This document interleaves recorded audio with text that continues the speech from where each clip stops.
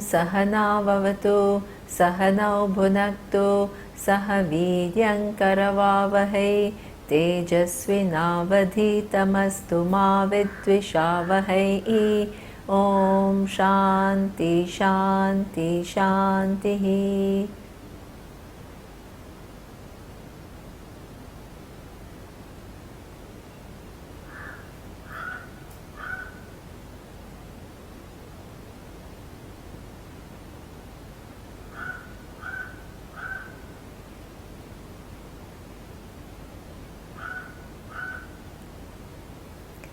Today we will talk about the maturity that is required to gain this knowledge. As we saw, vision of Vedanta is not an ordinary vision. It takes you from you with all your problems and all the anxieties and stress to make you see the fact that you are the only thing that exists in the universe. That is a very, very big shot. So that is something that is not very easily understood. It's not that you just come for one seminar and you are told that and then it's all very clear. For any sophisticated knowledge, you require preparedness. For example, if you want to study if you want to know really the intricacies of equation E is equal to mc square, it is not possible for you to know it when you are in the first grade or when you are in the 5th grade or you are even in the high school studying physics. Okay? You need to have a proper background of physics. You must have finished undergraduate, maybe masters, and at PhD level you understand all the intricacies of this equation E is equal to mc square. So any advanced learning, any higher learning which is subtle in nature, which requires sophisticated thinking, requires certain preparedness. Okay? So one can ask the question, so what is the preparedness for Vedanta?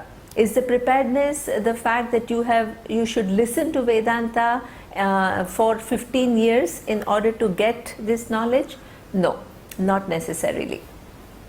Not necessarily, because you are very much present, okay, and your limitlessness is already a reality.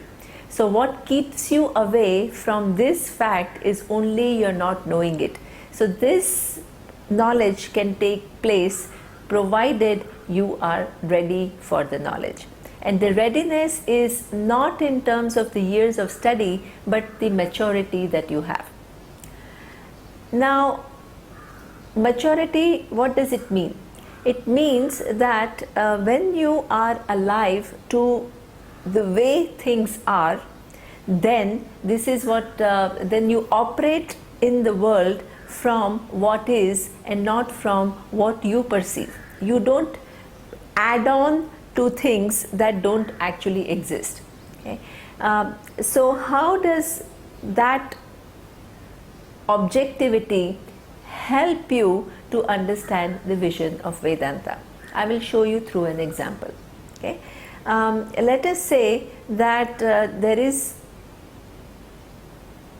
a rope, okay, and you have mistaken it for a snake.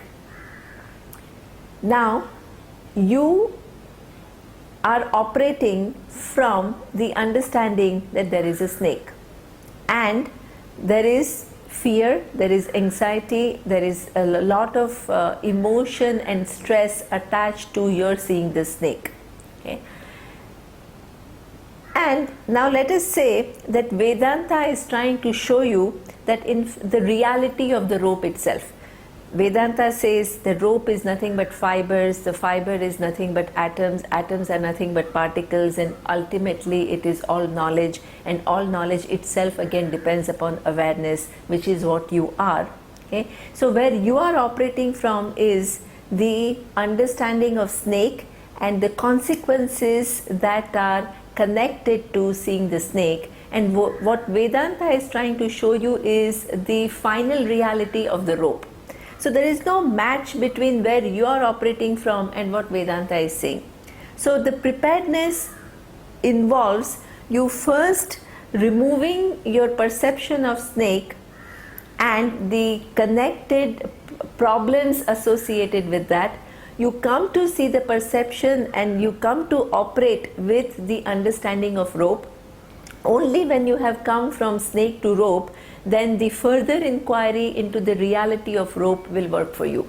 Otherwise, it is just two different domains in which where Vedanta operates and where you operate. So the objectivity is removing our subjectivities and associated problems and being in touch with what is in the world. Then you can go one step further and inquire into the reality of the world. So the whole maturity is connected to reducing our subjectivities. Now, Vedanta does not just tell you, okay, become mature and then you will understand this vision. It again shows you certain facts which will help you gain that maturity. So again, the maturity is also not in terms of giving you an advice. You should be like this, you should be like that. It actually makes you see certain realities which will make you an objective person. So now the discussion are going to be a few of those realities that Vedanta talks about, which will help you to gain maturity. And that is something which is very important, because it also then connects to this big vision. How does it help me in my day-to-day life?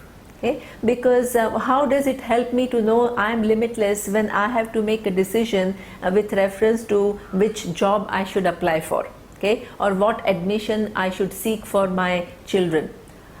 These are the kind of issues that we are dealing with, and then this vision which tells me that I am the only thing in the universe, where is the connection?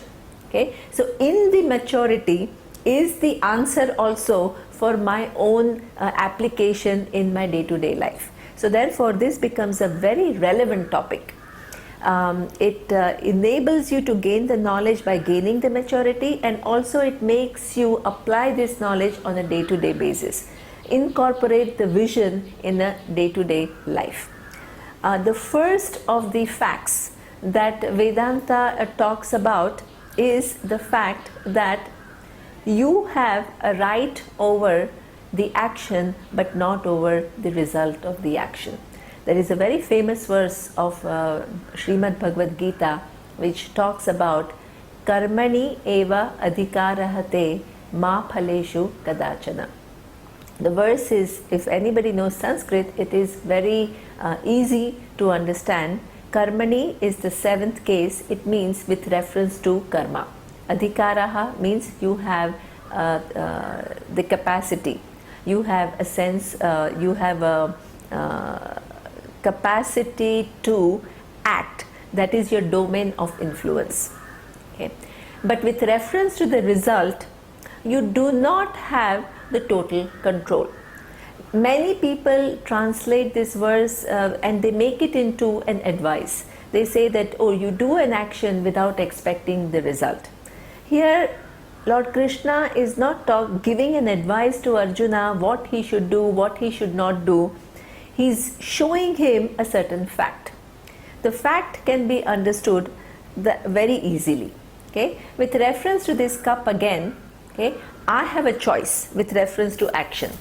I can keep it here, I can hold it in my hand, I can give it to one of you in the audience, or I can just keep it somewhere else.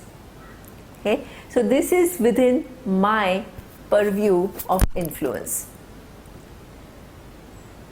Once I decide that I take it, and let's say if I drop it, okay, do I have the choice of where does it go when I drop it? Can I say that one day I want it to go up and it will just keep going up and up and up and up? Next day I will say I want it to go right and it will just keep on going right. The third day I will say, okay, I want to go for it to go in a diagonal direction and it will go there. Okay, I have no choice whatsoever with the result of the action. Once I decide to drop the cup, what takes over? The laws of gravity take over. It is not in my hand where this cup goes. Okay? So this is something that nobody can deny. The fact is, all of us have seen that the results are not in our hands. Everybody knows, everybody has taken many decisions, taken many actions to fulfill many desires, and everybody knows that there are 4 different types of results that we all come across. One is the result which is equal to what we want, that happens sometimes. At times it is more than what we want, at times it is less, and at times it is opposite. So that means that if we had a control over result of the action, everybody would get what they want. There would never be anything called failure in this world. So therefore, Vedanta doesn't have to work very hard to prove it to you, the fact that result is not in your hand. But unfortunately, we all take on the burden thinking that the results are in our hand. Okay? And that misconception actually leads to a lot of misery. It's not just a small error. Okay? When I take myself to be an author of the result of the action, what are the problems with that? The first problem is when things don't happen my way, what happens? Immediately I get very upset. I lose my equilibrium. Okay? And in that loss of equilibrium, I build up on that and I either begin to blame myself, okay, or I try to blame somebody else. Okay? So either I feel, I have a sense, and that happens many times. It's not that only we experience one failure in our lifetime, or 2 times or 3 times. In series of things don't happen our way. Okay? So then over a period you build up a conclusion, what? That I am no good. I am a failure. I cannot get things done the way I want to get done. Okay? The other way it can also happen, you always find somebody or the other, okay, responsible, so you become angry as a person. Or you start to think that the people are mean, or the world is not fair. Okay? So that is, imagine the kind of burden that you live with if you don't understand the fact that the result is not totally in your hand. Sometimes you feel like a victim. You feel like a victim of circumstances. Okay? Now, very important thing to recognize is that if the results are not in your hand, where are they coming from? That's the next question. Here there are 2 possibilities. One is that the results are totally random, okay, or they are coming from some source. If the results were random, there is no predictability at all. So you have no way of determining that this is what I want and I should do this for getting that, because things are totally random. But that is not our experience. We experience very commonly that if you want to get something, these are the things that we have to do. What does it imply? It implies that there is some order. There is some order that if in order to achieve this, this is what is required. Okay? That is known. That is the common experience of everyone. Okay? So here Vedanta reconfirms that and says the results are not random, but they are taken care of by this all knowledge that we talked about. Okay? That all knowledge that we talked about in terms of many different phenomena earlier, in terms of laws of physics, in terms of laws of biology, in terms of law of botany, physiology, psychology, epistemology, is now one more law is added to this list of laws, which is a manifestation of all knowledge, and that is what we call law of karma. Okay. What is this law of karma? The law of karma is very, very simple. Okay? It says that every time a human being has been given a free will to act. And as I had shown you earlier, the knowledge of what is right and what is wrong is also inbuilt in a human psyche. So you have a free will on one hand, and you also have knowledge of what is appropriate and what is not appropriate. Now, if you do an action in keeping with what is appropriate, then there are twofold results. One is the seen result and the other is the unseen result. The seen result is something which is immediate, okay, that I will talk about little bit later, okay, but the unseen result becomes kind of a linkage. It gives you certain circumstances little bit later. You don't know whether it is 2 days from now, it is 1 year from now, it is 5 years from now, or it is after this lifetime. You just don't know when it will fructify. So the law connects that cause, which is in form of your action based on your free will, okay, and the result, when it is going to come, in what form it is going to come, connecting with which other variables it is going to come. This is what we call the law.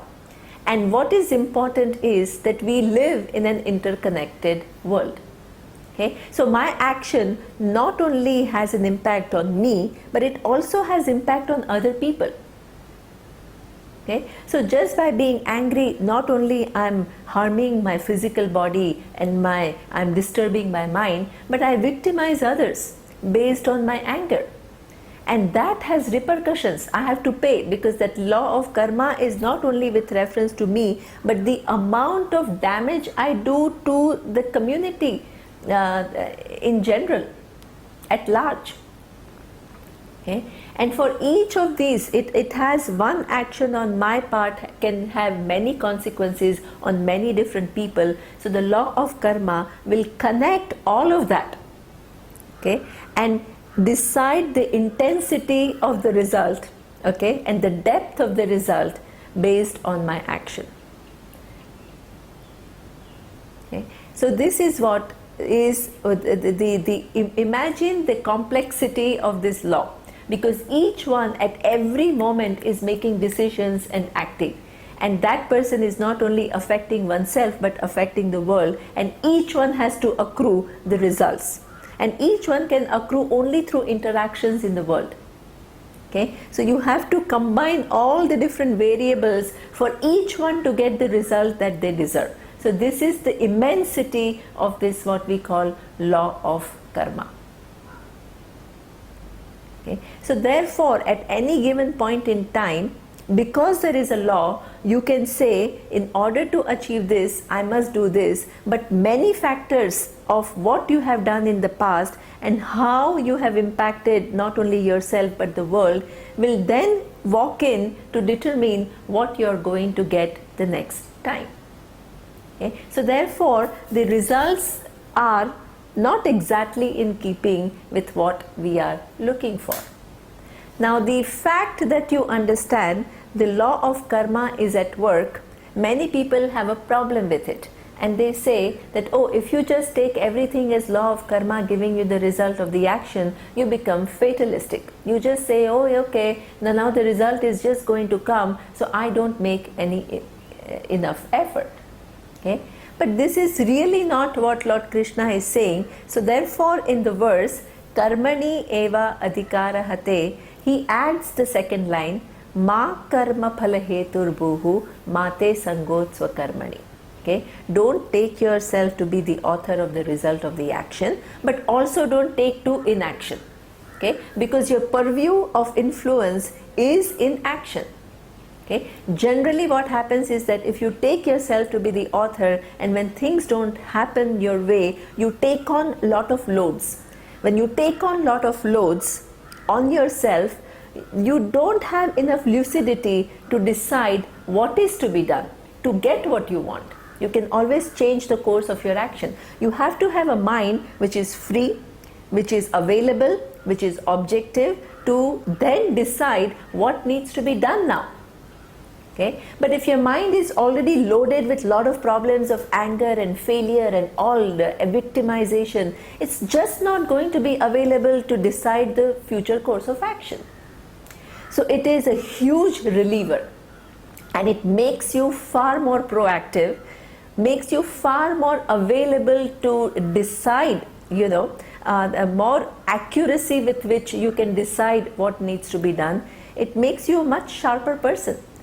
So there is this, if you're traveling by train, and if you're carrying a big load, and somebody shows to you that you can just put the load down because the train will carry it anyway, imagine how many kilos you take off your shoulder. Understanding this reality is exactly like that. Okay? You take off kilos from your shoulder, and that taking off will make you a person who's enthusiastic, okay, who is dynamic with reference to the choices of action. Okay? So this is the first thing that we must know and incorporate in our day-to-day life. Okay? Because life is nothing. Situations that come to you is what? Is nothing but you have done actions and results come, and then you have to deal with it. And if you don't have this understanding, no matter what, who gives you what advice to be, have equilibrium, to have certain kind of composure, it is not going to work. It is based on your understanding of this fact, okay, about law of karma. Now the second thing that Vedanta talks about, which is a very important thing with reference to my day-to-day life, is, again, I would like to elaborate on the ethics. Okay, as I had said earlier, the knowledge of ethics is something which is given to all of us, but at the same time, dharma is a pursuit, because everybody is not able to act accordingly. So now we will analyze, why is there this discrepancy? Why is it that people understand one thing on one hand, but they are not able to act based on that understanding? Okay? So let us take this example of a government servant. Okay? Now he is sitting there, and he has the job of approving, let's say, some big construction like a bridge. Okay? Now he receives many tenders, and which is the official, government has officially announced that they are looking for construction companies to build this bridge, and they are inviting tenders. Now one of the persons who has officially submitted the tender comes to that government official and offers him multiple crores. Before 50 crores was enough, but now people talk in thousands of crores. Okay, and offers you some huge amount of, let's say, 50 crores or 100 crores. Now you have in the understanding, which is that the most efficient company should get the contract. Okay, that is your understanding. That is not very difficult to know. Okay, but on the other hand, you also have some value for this 100 crores that somebody is offering you. So now which decision will you make? Okay, so you as a rational person, we are not just talking about these government officers who are very bad or anything. We are just talking about human beings, we human beings, how we make decisions. Okay, we should not point at others and say, oh, only those are bad. We all falter, and we have to understand the dynamic of why we falter. Okay, this is just an example to indicate what happens.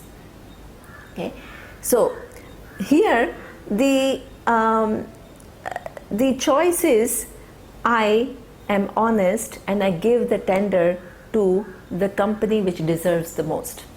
Okay, now here I have done the right thing, but what is the loss? The loss is 100 crore. Okay, now, by God, what do I gain by giving the company which is efficient? What do I gain? I see, most of the people see that I don't really gain anything. I only lose, and what I lose is 100 crore. Whereas if I choose this company which gives me 100 crore, what is my gain? My gain is 100 crores. And what do I lose? If I'm found out, there is a possibility of loss. Okay, if somebody finds out, I may go to jail. Okay, or somebody I can get a bad name in public if the final result is not good. So there are risks. It's not that there are no risks, but if, as an intelligent person, if I can somehow control those risks or to minimize those risks, then it seems like a good thing, because I know exactly what I can do with this 100 crores. I know that I can buy a beautiful house, I can buy a BMW, I can send my children to the best of the universities in the US. So you see all these different things, and then with your intelligence you minimize the risk of being found out. Then you are making what according to you is the right decision. Okay? Now what will make you change? What will make you make the decision that you will give it to the company that deserves it? Only when you relook at the situation by understanding the value of following the value. Otherwise, nobody will change. Okay? So now we have to re-look at the situation where taking that 100 crore actually, in your understanding, will lead to enormous loss and not the gain that you were seeing earlier. So what is the nature of the loss? Before you, if you are not caught by the police, or you are not put in jail, or if you don't get a bad name, you don't see any other loss other than that. But there is a significant loss. And there again the law of karma walks in. Okay? And law of karma walks in two ways. One is that the minute you take that, what happens is there is a feeling of guilt. There is a seen result, which is the feeling of guilt, which is absolutely unavoidable unless you have a damaged brain. If you are within the normal range, then there is a constant, the instant feedback given to you about the nature of action that you have taken. So there is a feeling of guilt. Okay? Now if it is just a feeling of guilt, we human beings are very clever. We can devise ways to divert our attention. Okay? I can always listen to some music, or I can go out with friends and get drunk, and I can go for a movie. I can always divert my attention to get rid of that guilt. It's not a big deal. Okay? But unfortunately it is not as simple as that. Okay? It's not that, yes, and that's what many times we do. We try to divert our attention from our own inadequacies that we feel, but that doesn't last for too long. Diversions don't always work. So what happens is that even if you try to divert yourself, that feeling of guilt is something which is going to remain. Okay? Now that can remain as some kind of a feeling of discomfort, and discomfort where? Within oneself. Okay? Externally you may seem like a very successful person, but you are suffering from some inner discomfort that you cannot get rid of. Okay? Then what happens is that if you do it one time, it's not going to remain only one time. Oh, now I have got 100 crore and I am totally satisfied. Next opportunity comes, you do it again. Okay? So over a period, what happens is that you do it again and again, and you fall in your own self-esteem, because you know what is the right thing to do and you cannot do what is the right thing to do. So when you fall in your self-esteem, then that is the end, because no matter how many things you gather, right? But if you have not a good self-image of yourself, you are nobody. Okay? Then what happens is that it's even more complex, because if you are transgressing certain ethical values, what would be your perception of others? If you can do it, others will do it too, right? How long does it take for others to do it? Now if that is the orientation, then you cannot trust anyone.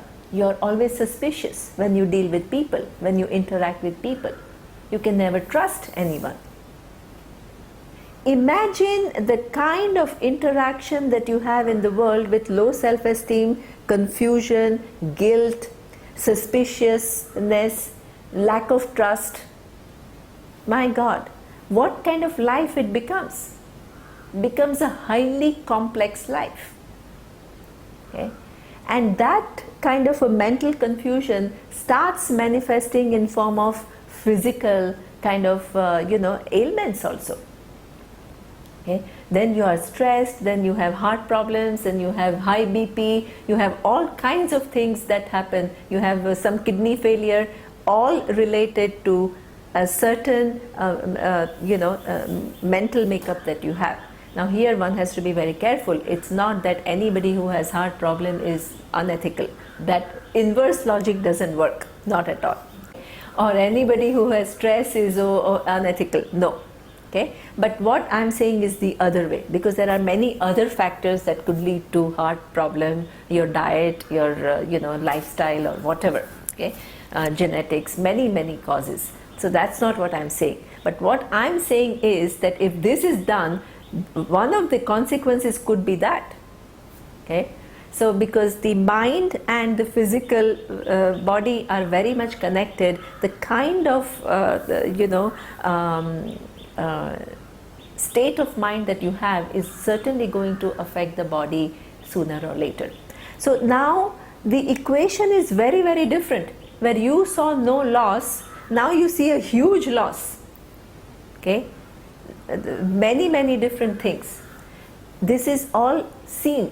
You will see it over a period of your life, right? Now imagine law of karma is saying not only you will have seen result, which are all these different things that you don't necessarily connect, okay, but you will also have unseen result in form of unpleasant situations coming to you in the future. You don't know when they are going to come, in what form they are going to come, but those difficulties are inevitable. Okay? Because it's governed by laws, like the law of gravity. Nobody escapes the law of gravity. Okay? Then you begin to see, then even you multiply the understanding of the nature of laws. With this understanding, it becomes a very bad bargain, okay, to go against universal ethical values. So you are not going against the universal values because Veda says so, or because somebody says, a teacher says. It is entirely in your own interest because you understand the enormity of loss. So Vedanta makes you see the value of following values. Okay? Now one important note here is that even though the ethics are universal, sometimes there is a room for interpretation.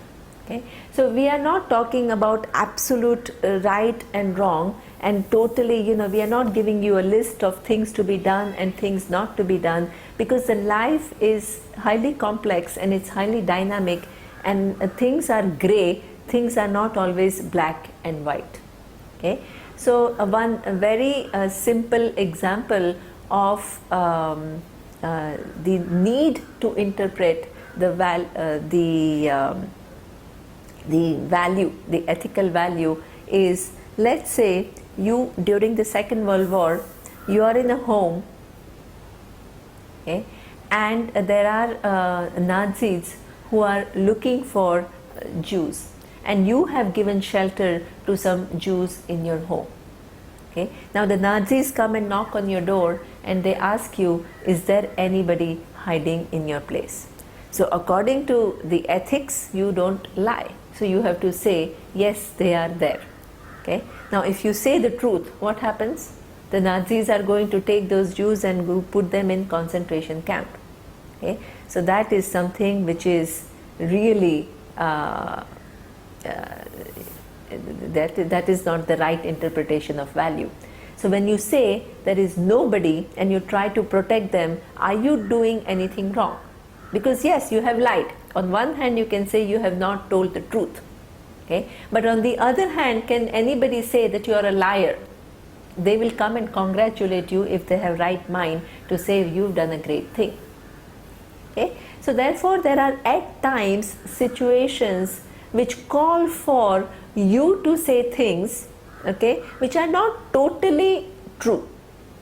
Okay? But then the problem occurs that if every value is available for interpretation, then everybody will start, human mind again is a very genius mind. You will always distort everything, and you will say, okay, now this situation calls for interpretation, and I will interpret the value mostly according to what is the best for me, right? So therefore you will then convince yourself that, okay, I'm not doing anything wrong, because this just required a little bit of interpretation and I did it. Okay, so this is where again Vedanta shows you that if you have to interpret the values, what is the criteria that you use? The criteria is not your personal gain. Okay, you can't say everybody is corrupt, so let me be corrupt. That is bad logic. Okay, but you can say that if your consideration is for a higher good, then you can sacrifice on the value.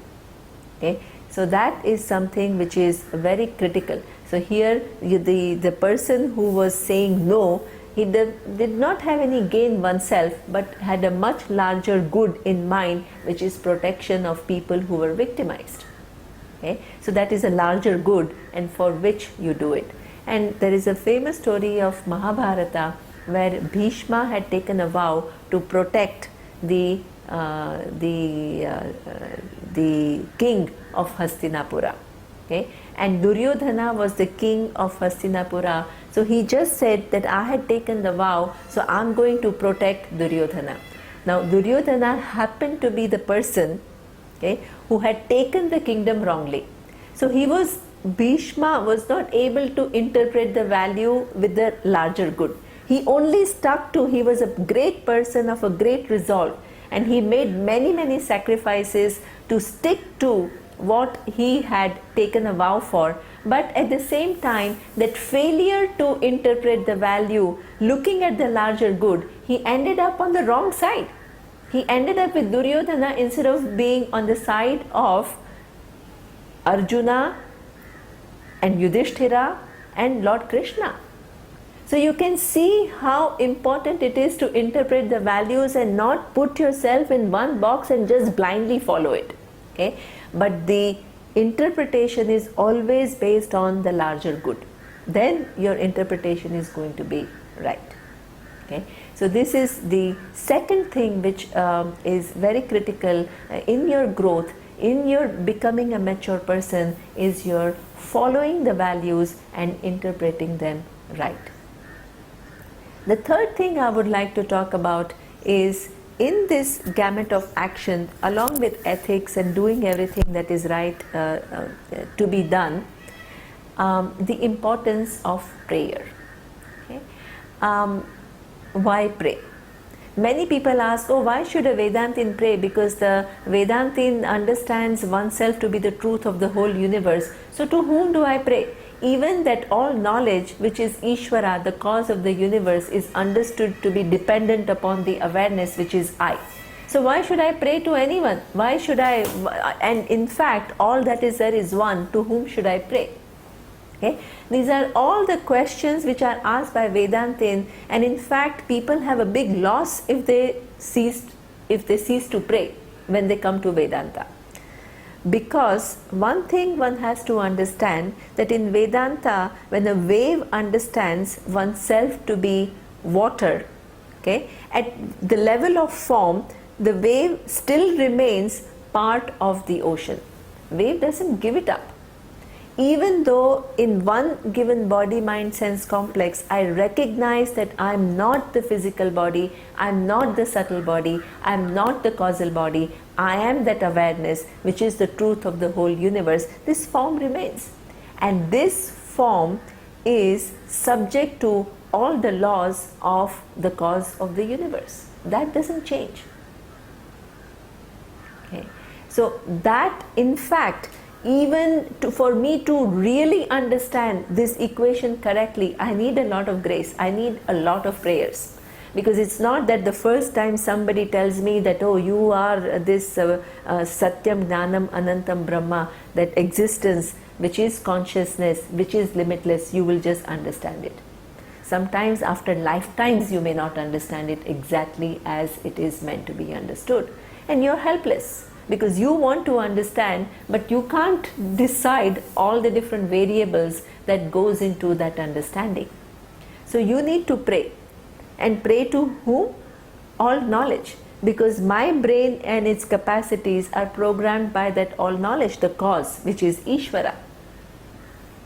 The opportunities that are given to me to gain this knowledge, I come in contact with a guru. That is all within the order of Ishvara. That I have that capacity to sit and listen to this Shastra for a length of time. I'm given that opportunity is again, we have seen in Shanti Mantra, there are so many obstacles which are possible, but that is all made possible because of the order. You don't control any of the variables. Having sat there, your capacity to understand and capture the ideas as they are is again within the order of Ishvara. At no point in time we can be outside that the order of Ishvara. So that means that prayer is a very essential part of the pursuit of Vedanta.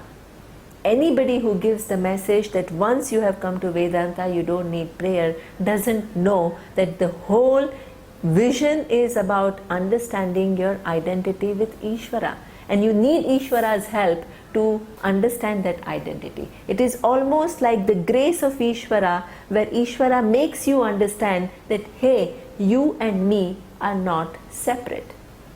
For this you need tremendous blessing, you need tremendous grace. Okay. Now let us go back a little bit and see how the prayer works. Okay. Not only for the vision of Vedanta you have to pray, but even in your day-to-day life. Everybody wants success. Nobody wants to fail.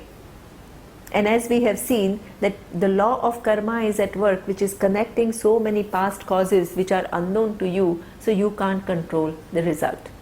Okay. So therefore at any given point in time, I want to get something. I know certain known variables that I have in my hand to get what I want. Okay. For example, I want promotion. So what do? I work very hard. That is my known variable. I know. Okay. That I try to have good relationship with my boss so that he will consider me. All this is known variable. Okay. I network as much, I position myself, I show that I am hardworking, I show that I am intelligent. Lot of it is not only how you are, but how you show yourself to be, how you present yourself to be.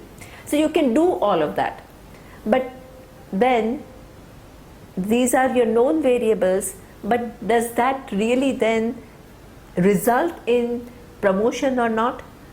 At times yes, and at times no, because there are unknown variables at work. What are those unknown variables? The unknown variables could be the other people, the other colleagues who also want the promotion, how they are interacting, and they are also trying very hard, right?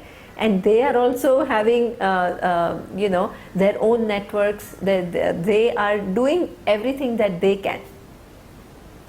So what all they can do is not totally known to you. You can infer, but everything you cannot know about everyone else.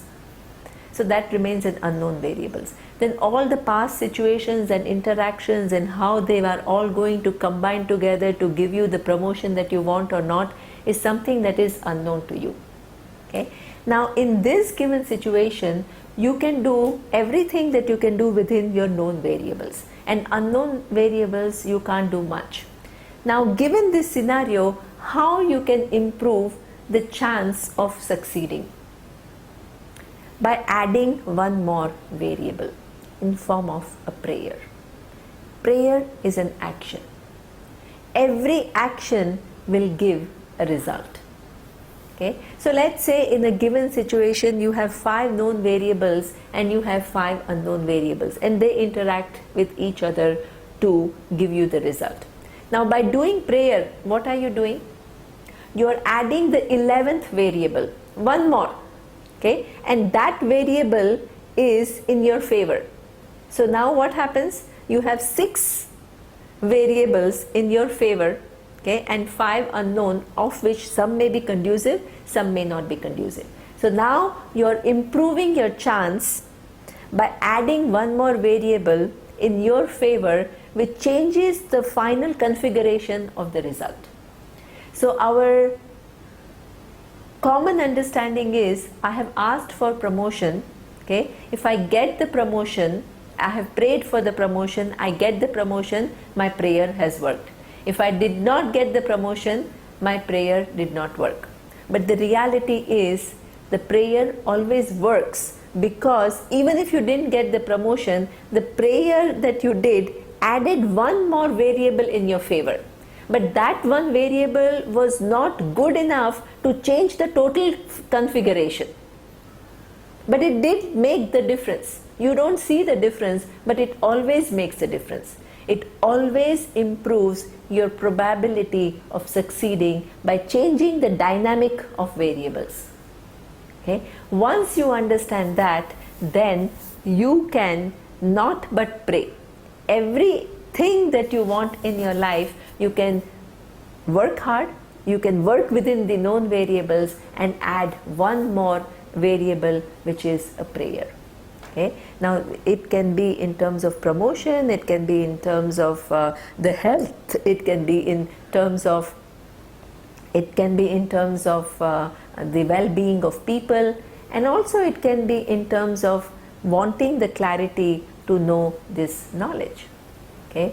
So there you can pray for clarity, you can pray for having more objectivity, you can pray for the capacity to see the presence of law of karma, with which you gain certain composure with reference to the result of the action. You can pray to be able to interpret the ethical values properly. You can pray you can pray to understand the final equation. So you can have prayer in every different life. There is no such thing called small prayer and big prayer. Okay, it's not that once you are somebody who is wanting this knowledge, you will stop to pray for small things. There is no such thing. Okay, even when you want the big thing, it doesn't mean that you are totally indifferent with reference to your health or health of somebody else, or that you don't have any desire to succeed in the world. Not at all. Even when you want to know the final equation, which is tvam, you are the cause of the universe, still you continue to have your life and you have many different things that you want, and you can continue to pursue them and you can pray for them. Okay?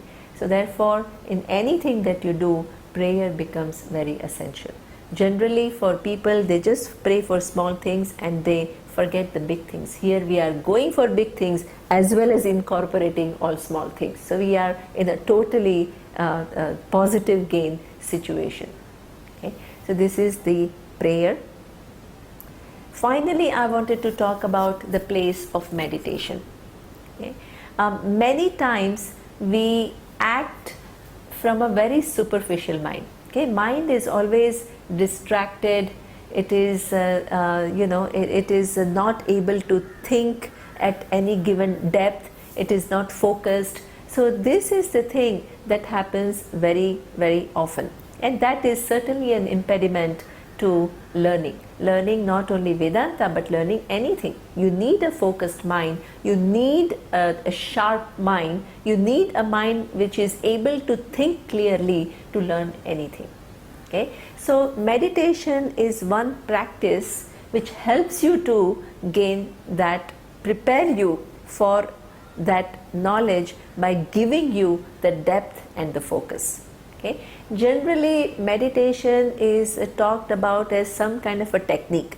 People tell you to breathe, okay, or they try to make you concentrate on a given thing or see some extraordinary things. So these are the different techniques that are given in meditation. What Vedanta talks about in terms of meditation is much more than just a technique. So it starts, there are many different steps, and I will just highlight some of the steps now. Okay? The first thing is, in order to meditate, you have to be relaxed. If you're all tensed, you cannot meditate. So the meditation starts by sitting in a quiet place, where you have some moments for yourself and in a clean place, so it's not all cluttered and all, because then you are unable to, the mind that you have is affected by the surroundings that you have. Okay. Now in a clean environment, when you sit quietly, then one of the ways to relax yourself is go through the body mentally, okay, and breathe. So once you close your eyes and you begin to concentrate on different parts of the body, you go from one place to the other and make a full round, then you will find that some places are tense, some places you have pain. So there you just be gentle, you concentrate at that place and then breathe in and breathe out to let go all the tension that you are holding. Okay, so this is the way you find the physical relaxation. Having done that, you can concentrate on your breathing. You don't need to change the rhythm of your breathing, but you just breathe in and breathe out and be aware of that. That is one of the very potent techniques to calm your mind. Okay. In fact, when many people use it a lot, when they have an interview and they are all a little bit stressed, they tell that just breathe deeply and then you will immediately calm down. Now the third step in meditation is what we call japa, doing a japa. Japa is a short phrase that you repeat for maybe a length of 10 minutes. Okay. Now japa, very commonly used japas are Om Namashivaya, okay, or Om Ishaya Namaha. So these are all the different mantras that we have which are used in the meditation. One has to be careful and one has to make sure that it is a mantra and it is not a meaningless sound.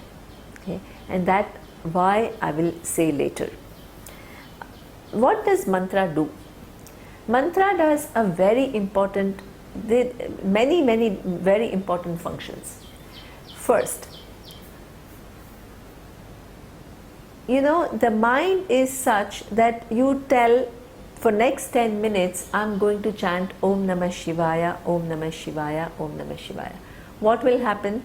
After 3-4 times, you will think about some Shiva, okay? That Lord Shiva that you saw at Rishikesh. Then you will think about Ganga. Then you will think about Badri Kedar. Then you think about all the floods that are there and how the tourists are stuck. So your mind, you want the mind to think about Om Namah Shivaya 10 minutes, and you are now in Badri Kedar with floods and how the pilgrims are all stuck. So where you want to be and where it is, it's all totally different. Okay. Now many people say that, oh my God, my mind just wavers, so I cannot meditate. But what Vedanta says is that this is the nature of mind. The mind's nature is to move. Okay. So therefore, it's not that the mind, when the mind moves, there is no meditation. To bring it back is meditation. Because if you don't have any task for the mind, wherever the mind goes, that is where it is. It is not seen as a distraction.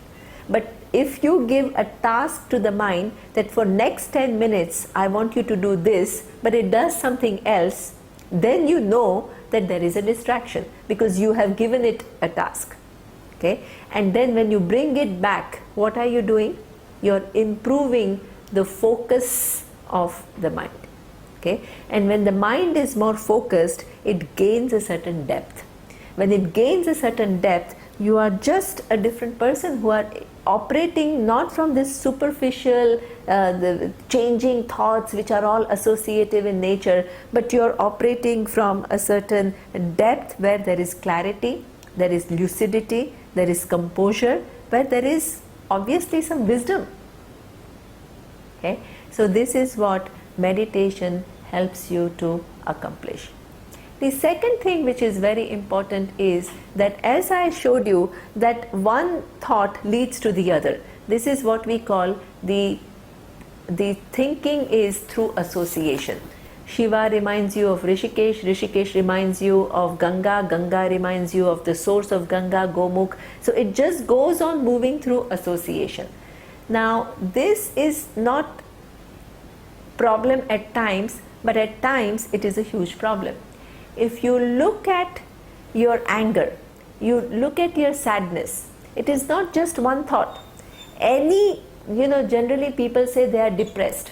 Okay, one thought never makes you depressed. One thought which is a little sad in nature, it will just come. How long any one given thought will last? Very little, for seconds. Okay, but you can say, I am depressed for last 1 year. What does it mean? That you are having series of those thoughts through association, and you are building up and you're building up and you're building up, and you create this huge picture in your mind through association. So the nature of the mind to associate leads to tremendous problems of anger, sadness, depression, anxiety, because you relate all the thoughts and you keep on building up on those thoughts, and you stay within those range of those thoughts. Okay, how do you break that association? Mantra becomes a very important tool to break that association. Why? Because in mantra, the first mantra is Om Namashivaya. After that, it is not some associative thinking. What is the second thing you say? Om Namashivaya. The third, Om Namashivaya. Om Namashivaya. So what are you doing? You are preventing the mind from moving from Namashivaya to something else.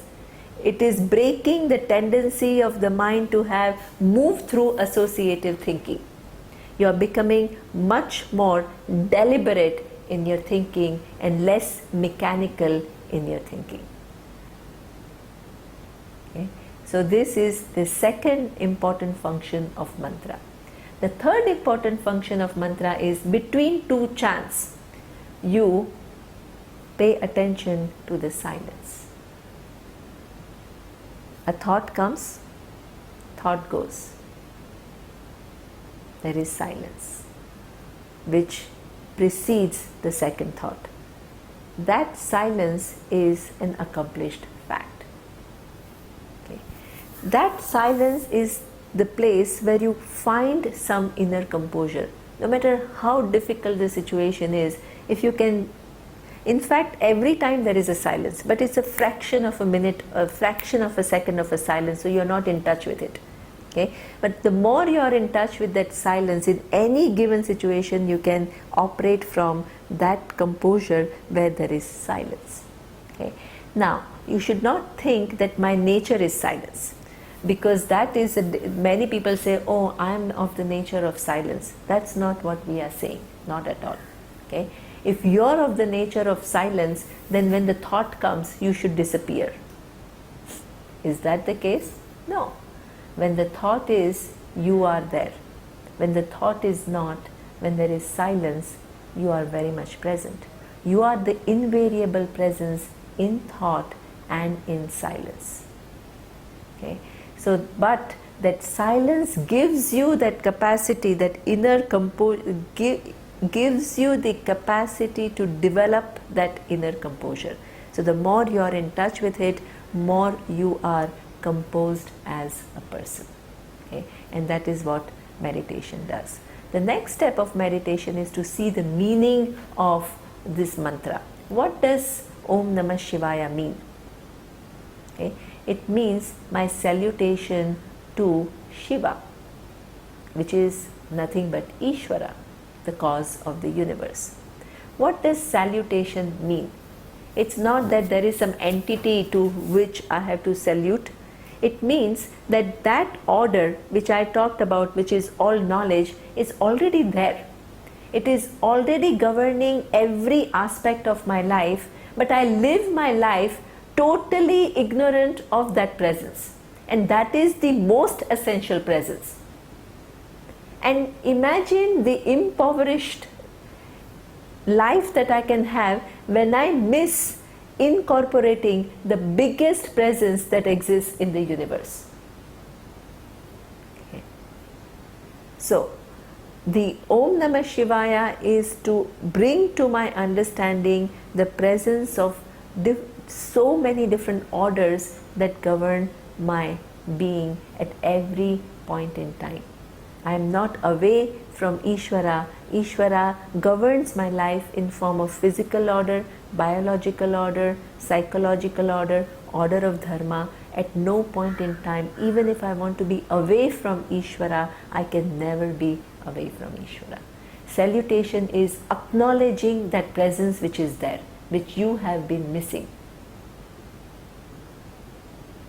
Okay? And life becomes much simpler when you are alive to this reality of the presence of Ishvara, the all-knowledge, which is the cause of the universe, manifesting in all these different orders, governing your life at every given point in time. Okay? And finally, this meditation turns into contemplation. Contemplation in Sanskrit, we call it nididhyasanam. Meditation we call dhyanam, and contemplation we call nididhyasanam.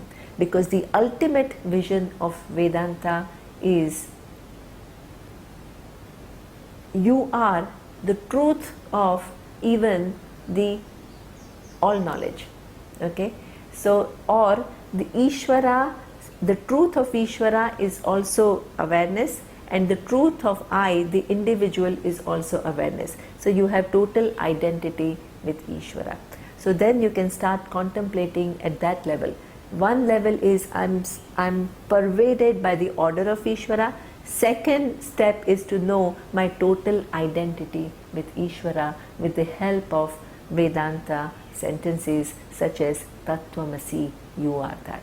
Okay? So that is the time that you have a refined mind, you have composed mind, it operates at a certain depth, it is focused, it is released from mechanical thinking, it is released from associative thinking, which has a huge build-up, which makes you a person totally caught in your emotional life at times.